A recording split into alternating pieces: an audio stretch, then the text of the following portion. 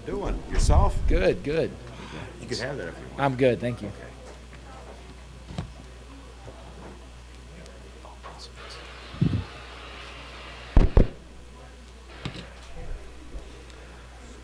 Good afternoon, ladies and gentlemen. Thank you very much for joining us. We have Brian Vickers, driver number 14, Tax Act, military files-free Chevrolet SS. Of course, Brian continuing to sub for Tony Stewart, who injured his back prior to the season starting. So, Brian, we just unveiled the car you're going to drive here this weekend. Talk a little bit about the initiative that Tax Act has with you this weekend for the Duck Commander 500. Absolutely. Well, it's a pleasure to be here. Good morning, everyone. It's not often that you get the opportunity to really say thank you to the military in a meaningful way, and that's what Tax Act has done here. It's a lot of people talk about it. They always and generally they mean it, but Tax Act put their money where their mouth is, and they've got a military files free program. So essentially, any active or reservist military can file free, federal, state, simple, complicated forms, tax forms, doesn't matter. And it's pretty cool to have that opportunity to represent, that brand and that message this weekend is a big one. Just go to taxact.com/military and they can start their free returns. We'll go ahead and open it up to questions for those who want to ask anything about Brian Vickers racing here at Texas. We'll go with Jim right over here. Jim Utter, motorsport.com. Brian, a lot of people were talking about your finish last weekend, but can you kind of put in perspective how much that has taken to get to that point? Obviously, not running every week makes it more difficult, but can you tell the progress since you've been in and out of the car over the last several weeks? Sure. Last weekend we had a great run. You always want more. We wanted to win the race. We had a great car. We weren't quite as happy within the race we were in practice. We had a different tire batch code, and it seemed to affect the handling a little bit. But we made a lot of progress in the race and had a good finish.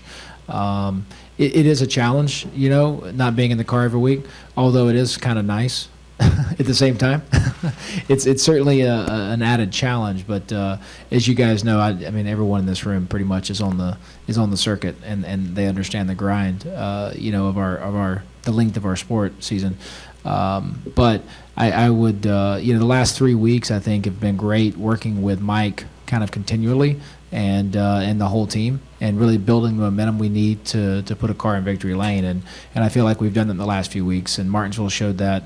And I feel like we have a good car coming here to Texas, and hopefully we could build on that and take a 7th and turn it into a win or a top 5. And Brian's referring to Mike, his crew chief, Mike Bugaravich is the best pronunciation of his name. We'll go with Chris. Chris Knight, catchfence.com. To piggyback on Jim's question, Brian, how important has it been for the team overall for you to be in the car 3 consecutive weekends coming into Texas this weekend, and what's your outlook on Texas? Yeah, it's a good question. It's probably a better question for the team, but I speaking to them, I know that their sentiment would be it's huge. I think having some consistency in the driver's seat, has been great for them, and great for us to kind of build that chemistry and work together. It takes time, it just does. And from a communication standpoint, with me, the crew chief, the engineers, the spotter, it takes time, but we're getting there. We're making it happen. It's an honor for me to be in the car. I've said this before, I'll say it again. I hate that I'm in the car because of the circumstances. It means Tony's injured and he's not here. I have been in his shoes many times, so I wish him nothing but the best. I'd love to see him in the car soon, but happy to fill in for him until then.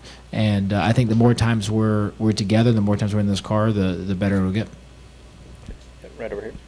Brian, Drew Davison at the Fort Star Telegram. You kind of hit on it, but how involved has Tony been kind of with you during the races, and how nice of an asset has that been?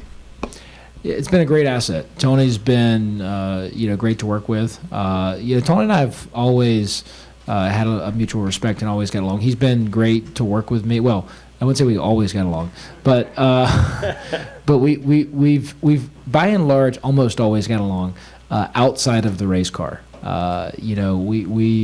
there's always been a level of mutual respect there. He helped me a lot when I was young, gave me tips, and as veteran drivers tend to do in the sport. I don't think it's, not everyone does it, but Tony's always been that guy where when you're young and you're the new guy coming in, he's always quick to help, and that was always great to have. Certainly we had our run-ins. When you race hard for over 10 years together, you're going to have a few disagreements, but nothing changed off the racetrack for us. And working together in the capacity we are now is unique and different, and it's really interesting. I mean, now I feel like I know he's telling the truth. As before, I just thought he was, but I wasn't sure. His how he stepped into this role as kind of an owner, coach, mentor, whatever you want to call it, has been really impressive. I mean, I know it's hard for him not to be in the car, but I think he's really enjoying it. And I think he's in a way, you're thinking about a lot about what his future looks like after the season. He's already announced that this will be his last season. So what does that look like for him? I think he's found a great balance, at least with me, of not micromanaging the team, not micromanaging the driver, giving great insight and tips and advice when it's warranted or he feels like it's needed or it's asked for. But he doesn't try to tell me how to drive the car. He doesn't try to tell the team how to set the car up. He very much lets the team kind of run its course and be a guiding hand along the way.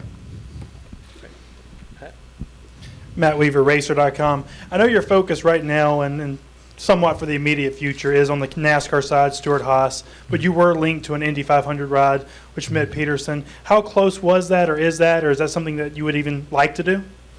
Yeah, I would. I'd love to race anything, quite honestly. The Indy 500 would be one of them. I'd love to run Le Mans again. I'd love to race sports cars, and I'd love to be in this car. I'm really enjoying this opportunity as well. So I'm open to all those opportunities. Indy is one of them. I would love to have something to announce. Unfortunately, there's nothing to announce at this point. It's still on the table.